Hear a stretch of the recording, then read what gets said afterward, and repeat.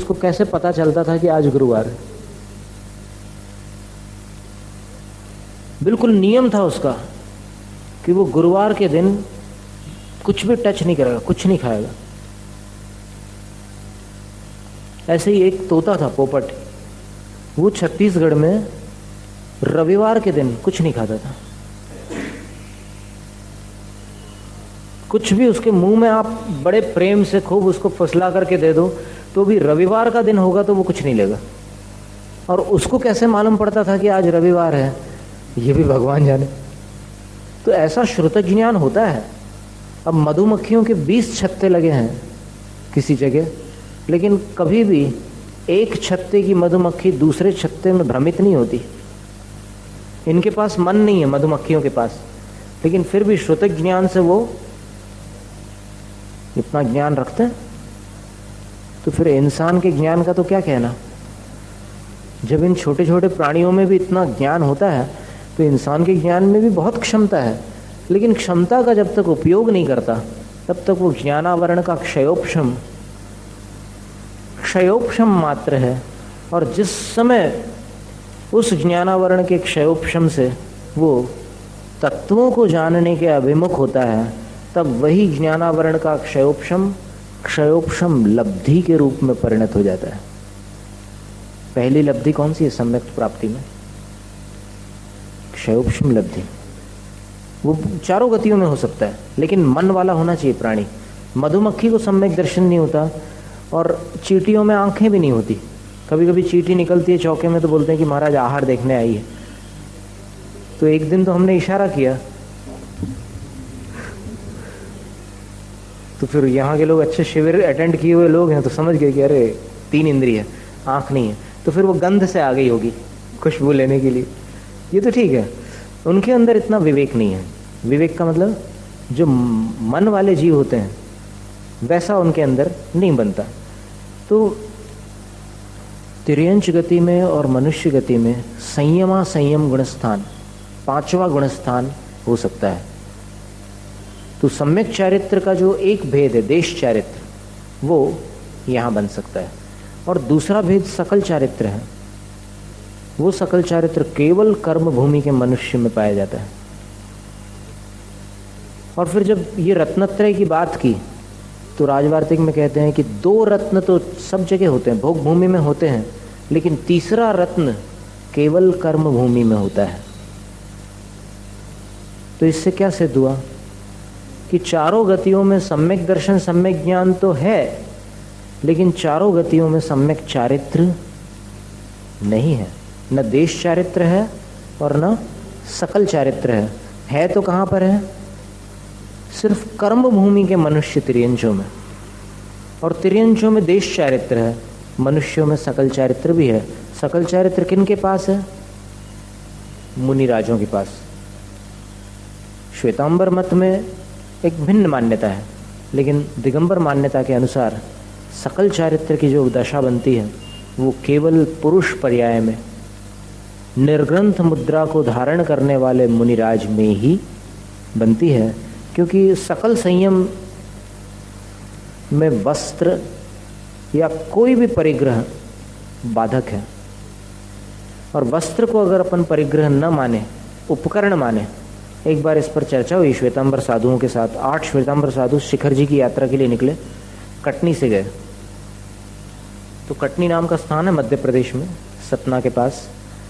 तो जब वहाँ पर चर्चा हुई, एक विद्वान थे जगन मोहन लाल शास्त्री जी, तो उनका कहना था कि आप लोग कपड़े उतारने के बाद ही निष्परिग्रह मानते हैं और हम लोगों को परिग्रह ही मानते हैं। तो पंडित जी ने पूछा कि आपका क्या कहना है? वो बोले कि हमारे कपड़े परिग्रह नहीं है। क्यों नहीं है? क्योंकि तत्वार्थ सूत्र में कहा मूर्छा परिग्रह। परिग्रह कपड़ों को नहीं कहा, परिग्रह अपने अंदर जो मूर्छा भाव, मूर्छा का मतलब बेहोशी नहीं है यहाँ पर, ये व्यावहारिक शब्द कुछ अलग है और फिर शास्त्रीय अर्थ उन्हीं शब्दों के भिन्न है। मूर्छा का अर्थ होता है मूर्छा तो ममत्व परिणाम, ये मेरा है। इस प्रकार भाव किसी के भी प्रति हो आपका, तो फिर वो वस्तु परिग्रह मानी जाती है, और मुख्य रूप से उसके 10 भेद किए हैं गृहस्थ की अपेक्षा से, और अंतरंग परिग्रह के 14 भेद किए गए हैं। अब अंतरंग परिग्रह के भी भेद परिग्रह में क्यों किए, उनको 14 भावों को परिग्रह में क्यों ग्रहण किया? क्रोध है, मान, माया, लोभ, फिर पुरुष वेद, स्त्री वेद, नपुंसक वेद, हास्य, रति आदि, इनको परिग्रह क्यों माना? क्योंकि इनमें भी ममत्व होता है। कई बार आप देखिएगा व्यावहारिक जीवन में भी कभी कोई ऐसी चर्चा निकल आती है तो फिर वो सामने वाला बोलता है, मेरा गुस्सा जानता नहीं तू, आ गया मेरा,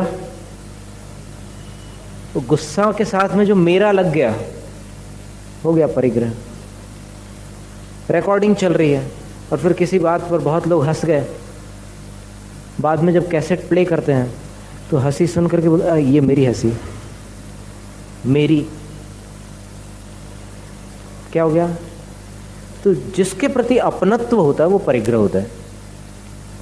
उन्होंने कहा कि हमारा वस्त्रों के प्रति मूर्छा भाव नहीं है, इसलिए वस्त्र हमारे परिग्रह नहीं हो सकते। तब फिर पंडित जी भी बहुत हाजिर जवाब थे, बीरबल जैसे। उन्होंने कहा कि अगर वस्त्रों के प्रति आपका मूर्छा भाव नहीं है, यानी वस्त्र के पास आप नहीं गए, वो वस्त्र अपने आप आपके बदन से लिपट गए, यानी वस्त्रों ने आपको धारण किया। वस्त्रों को आपके प्रति मूर्छा है, आपको वस्त्रों के प्रति मूर्छा नहीं है, यही घटित करना पड़ेगा। और क्या, आप बताइए इसका और क्या खुलासा हो सकता है? था तो थोड़ा विनोदपूर्ण उत्तर, लेकिन उन्होंने मन में विचार किया कि पंडित जी कह तो ठीक रहे हैं कि जब तक अपनी मूर्छा न हो तब तक किसी वस्तु का अर्जन, संरक्षण और वर्धन संभव नहीं। तत्वार्थ वार्तिक में परिग्रह के स्वरूप के अंतर्गत ये 3 बातें बताई: अर्जन, संरक्षण और संवर्धन।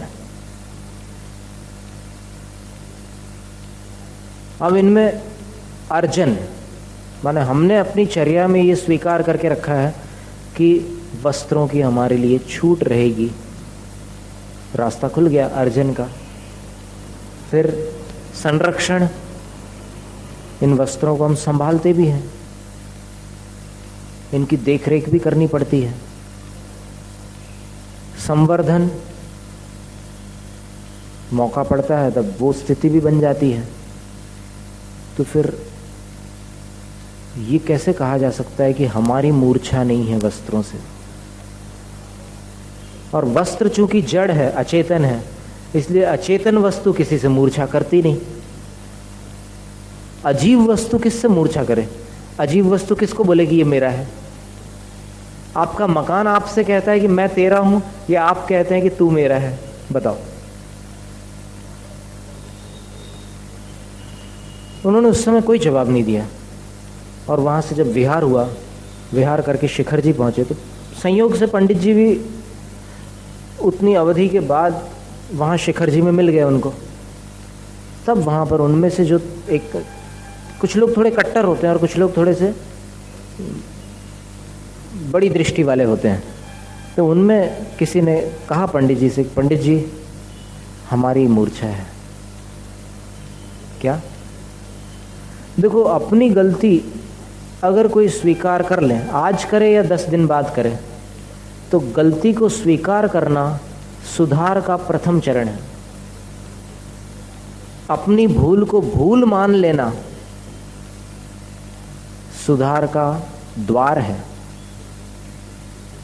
जब तक व्यक्ति अपनी भूल को भूल की श्रेणी में नहीं रखता, तब तक सुधरना संभव नहीं है। तो स्वामित्व के अंतर्गत सम्यक चारित्र का स्वामी कौन होता है, इसकी चर्चा आती है, तो फिर वहां पर खुलासा हो जाता है कि सम्यक चारित्र का स्वामी कर्म भूमिया जीव ही होता है। सर्वत्र चारों गतियों में सम्यक चारित्र नहीं बनता। तो फिर यहाँ पर अपन ने कल स्वामित्व का विस्तार पढ़ना प्रारंभ किया था।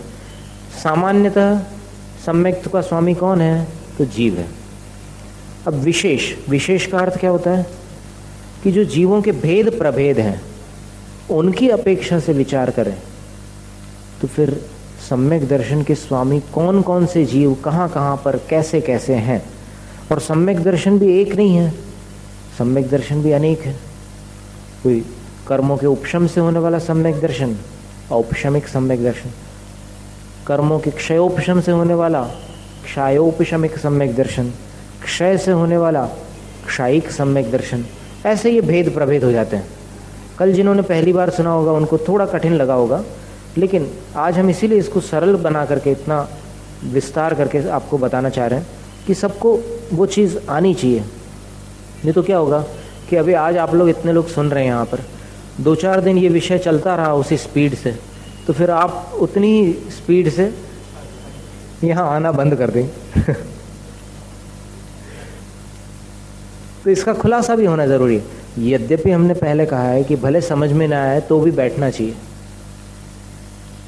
पहली बार तो किसी को नहीं आता समझ में, धीरे धीरे धीरे अभ्यास होता है तो समझ में आता है। लेकिन फिर भी कुछ लोगों का सब्र जवाब दे जाता है। माने क्या होता है कि धैर्य टूट जाता है कि अब 4 दिन तो हो गए, कुछ भी समझ में नहीं आ रहा, कब तक बैठेंगे हम। तो ऐसा करते करते फिर उनको चलो ठीक है, फिर भी महाराज ने कहा है कि बैठना चाहिए, चलो बैठ लेते हैं। फिर बैठते हैं, फिर कुछ भी नहीं मन लगता, कुछ समझ में नहीं आता। तो कभी कभी कुछ लोगों को नींद भी आती है। जब समझ में नहीं आता कोई विषय तो फिर वो माने नींद की गोली से भी बढ़िया काम करती है वो चीज़ जो समझ में ना आती हो।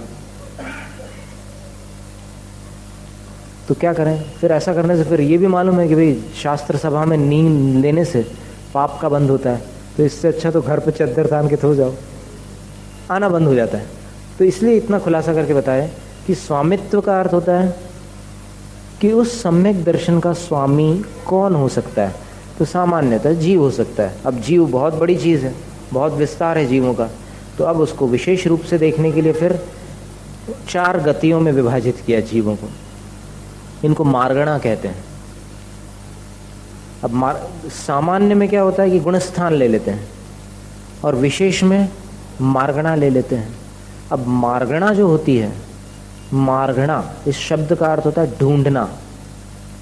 मार्गणा शब्द का हिंदी अनुवाद ढूंढना, खोज करना।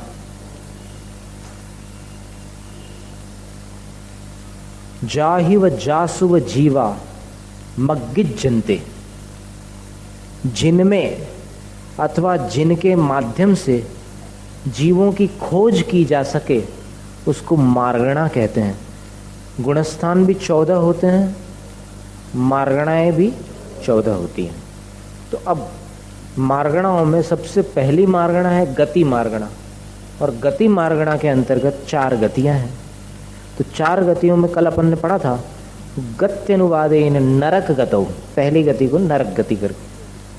सर्वासु पृथ्वीषु, नरक गति में सम्यक दर्शन किसके पास होता है उसकी चर्चा है। तो सब पृथ्वियों में, सब यानी 7 पृथ्वियों में नारकाणाम पर्याप्तकानाम, जो पर्याप्तक नारक है, पर्याप्तक और अपर्याप्तक, ऐसे 2 प्रकार के जीव होते हैं विभिन्न गतियों में। अपर्याप्तक का अर्थ होता है जो अभी प्राण धारण की शक्ति जुटा रहे हैं, अभी शक्ति प्राप्त नहीं कर सके हैं, और उस शक्ति को कहते हैं पर्याप्ति। जैसे उदाहरण के लिए भाषा पर्याप्ति जिसकी पूर्ण हो जाती है, फिर उसके साथ में और भी कुछ कर्मों का संयोग होता है, और उस संयोग से फिर वो बोलने में जब सक्षम हो जाता है तो वो वचन बल नाम का प्राण हो गया। तो वचन बल प्राण किसका कार्य हुआ? भाषा पर्याप्ति का। और वचन बल का कारण क्या हुआ?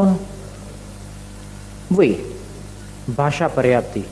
तो कारण कारण होता है और कार्य कार्य होता है। कारण हो गया भाषा पर्याप्ति और कार्य हो गया वचन बल प्राण। तो प्राण और पर्याप्ति में कारण कार्य भेद है, ठीक है ना। तो जब ये शक्तियां प्राप्त नहीं होती जीव को, तब उस जीव को अपर्याप्तक कहते हैं, माना जाएगा। और वचन बल उसके वचन योग भी रहता है। वो जैसा भी अपनी अव्यक्त में जो भी कैसा भी कुछ करता हो, वचन योग रहता है उसमें। जैसे क्या है कि गर्भ में जब उसको वेदना होती है, गर्भस्थ शिशु को गर्भ अवस्था में अगर माँ खड़े होकर भोजन करती है तो उसको बहुत पीड़ा होती है बच्चे को, और बहुत सारा उसका विस्तार से वर्णन है कि कैसी कैसी स्थिति में उसको तकलीफ हो सकती है। तो वो जो वेदना होती है, तो उस वेदना में क्या होता है कि जिस जीव के अंदर वचन बल है उसके अंदर एक कराह और एक पीड़ा वचन द्वारा व्यक्त होती है, तो वो वचन योग हो गया उसका, क्योंकि उसके पास वचन बल है। वो तो जब आया था गर्भ में तब उसने पर्याप्तियां ग्रहण की थी, और पर्याप्तक होने के बाद अब उसके पास 10 प्राण हैं। जन्मे हुए जीव के अंदर श्वासोच्छ्वास की प्रक्रिया प्रारंभ हो जाती है, और फिर गर्भस्थ शिशु के अंदर भी श्वासोच्छ्वास की क्षमता होती है। वो मां के रक्त का ऑक्सीजन ग्रहण करने में सक्षम होता है। एक हेपेटोपोर्टल सिस्टम होता है। ये तो क्या है कि सब वैज्ञानिक जानकारियां हैं। तो यहां से लीवर से उसको, मां के लीवर से बच्चे को पूरा भोजन तत्व प्राप्त होता है, मां का खाया हुआ भोजन, और उस भोजन के जो तत्व है रस आदि, वो रक्त में जब मिश्रित होते हैं, रक्त में मिश्रित होकर के जब लीवर में हेपेटोपोर्टल सिस्टम के द्वारा गर्भ तक जाते हैं, तो गर्भस्थ शिशु का उससे पोषण होता है। ये बहुत ही दर्दनाक हिस्सा है अपने जीवन का। अपनी पर्याय का जो पहला 9 महीने का भाग है उसको भूल गए, इसलिए आज मस्ती में दिन काट रहे हैं। अगर याद करो कि गर्भ में कैसी वेदनाएं सहन की थी, तो लगेगा कि अब दोबारा जन्म न हो। और दोबारा जन्म कैसे न हो, समझदार समझते हैं कि जन्म न होने के लिए ये मोक्ष मार्ग ही पकड़ना पड़ता है, और कोई चारा नहीं है। राग द्वेष करने से तो बार बार जन्म मरण होता रहता है। तो फिर वो वचन बल वहां पर होता है। तो अपर्याप्तक कौन हुआ?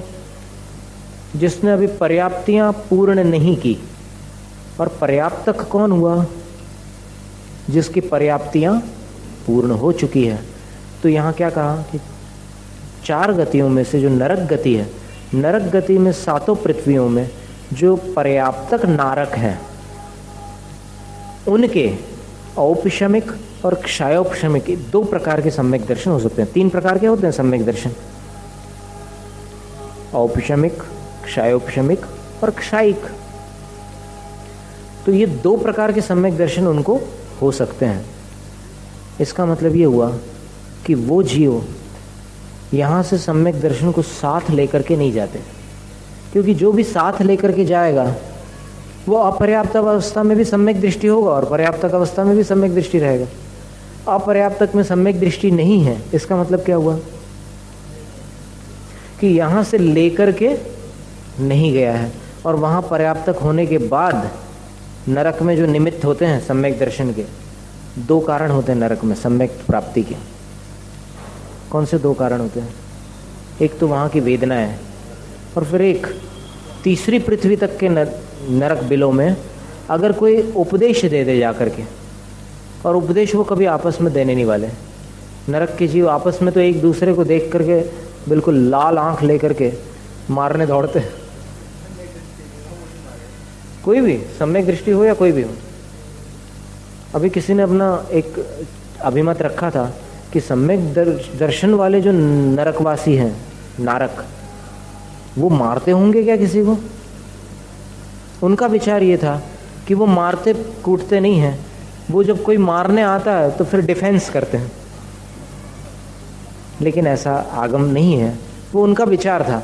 क्योंकि कारण उसका ये है कि सम्यक दर्शन की महिमा का इतना वर्णन विस्तृत हुआ है इस पिछले 50 वर्षों में कि सम्यक्त की महिमा को सुनकर के लोग सोचते हैं कि अरे सम्यक्त यानी तो,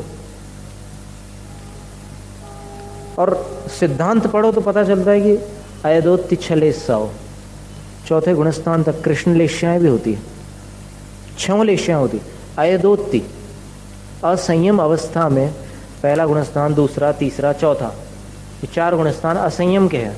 तो इन असंयम के गुणस्थानों में 6 लेश्याएं हो सकती है। और कृष्ण लेश्या का स्वरूप क्या है?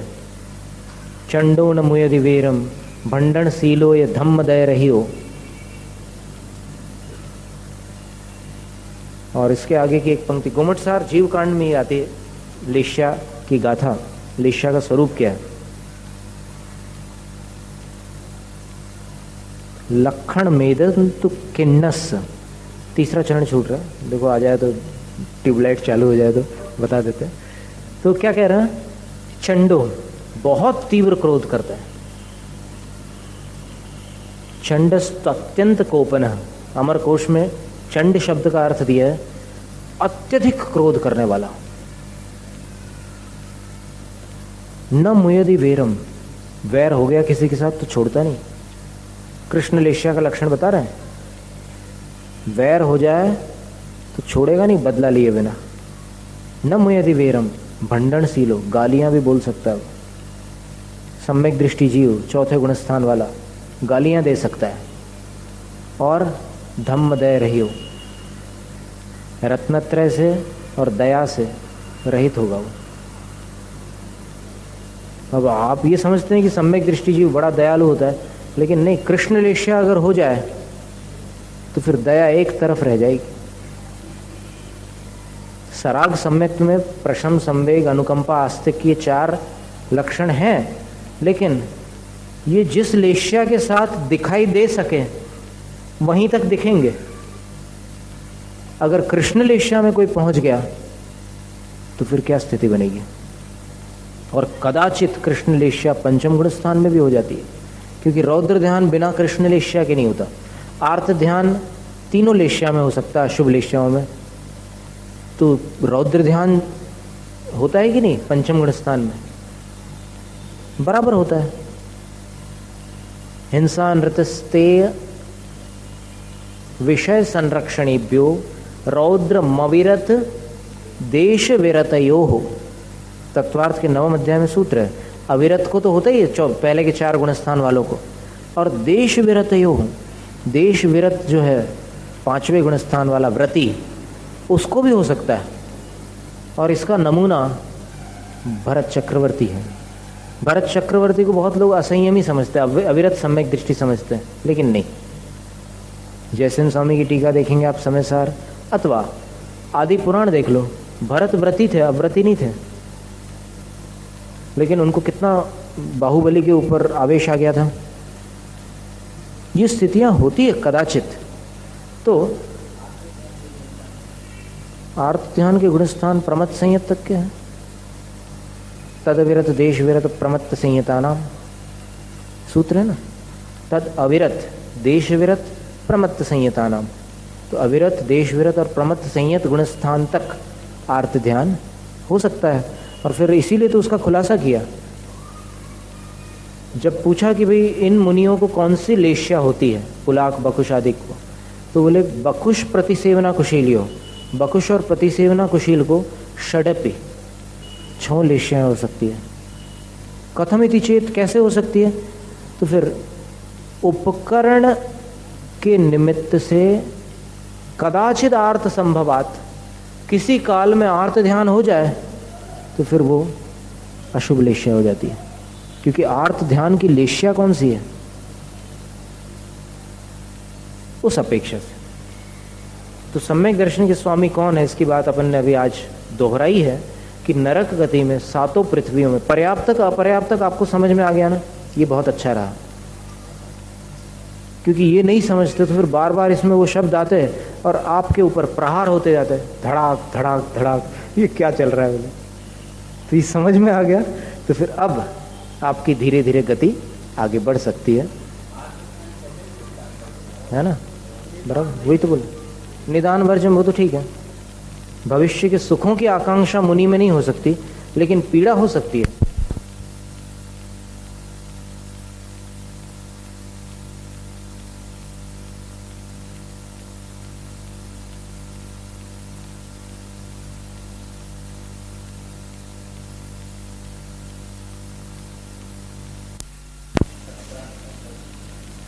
नाम आदि निक्षेप से प्रस्तुत किए गए सम्यक दर्शन आदि और जीवादि, इनको जानने के लिए, विशेष जानने के लिए ये 6 उपाय और हैं।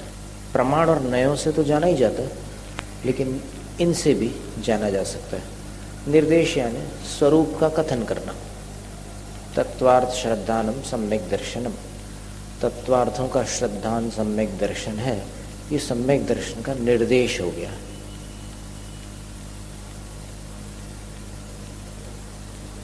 फिर दूसरा जो है स्वामित्व। स्वामित्व यानी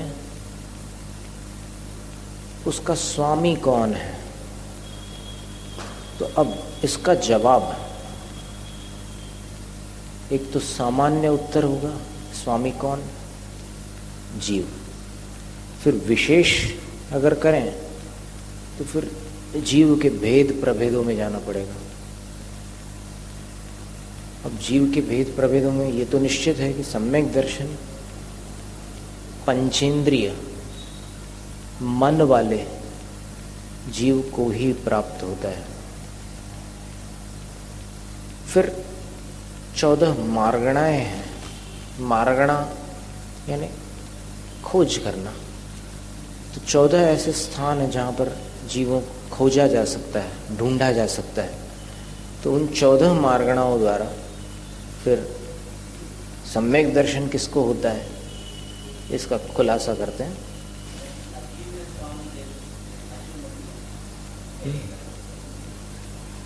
अजीव का निर्देश, जीव विलक्षणो जीव, जीव से जो विपरीत लक्षण वाला है वो अजीव, ये निर्देश हो गया। फिर अजीव का स्वामित्व कौन है, तो जीव को छोड़कर जो 5 द्रव्य हैं वो अजीव के स्वामी हैं। यानी अजीव तत्व किन के पास पाया जाएगा, अजीव स्वरूप किन का होगा, तो जीव के अलावा जितने द्रव्य हैं उनका होगा। जैसे यहाँ पर सम्यक